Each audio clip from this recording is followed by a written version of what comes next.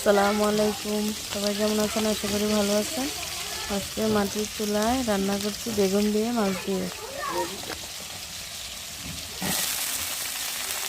পেঁয়াজগুলো ভেজে নিলাম, এখন বেগুনগুলা দিয়ে দিলাম। এখন ভালোভাবে কষিয়ে একটু লবণ, হলুদ, মরিচ দিয়ে দেবো।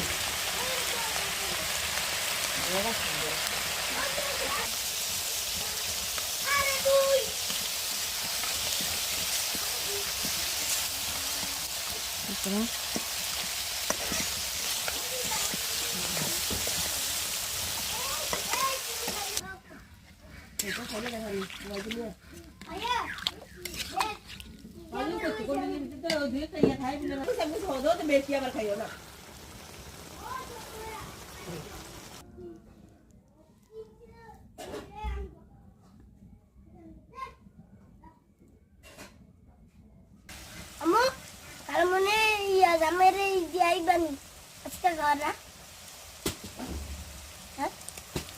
তারে আমি মুইলা বুক কাছে কাছে ভাগরে লাম মুরা দিয়া কিতা কালা মরির জামাই কিতা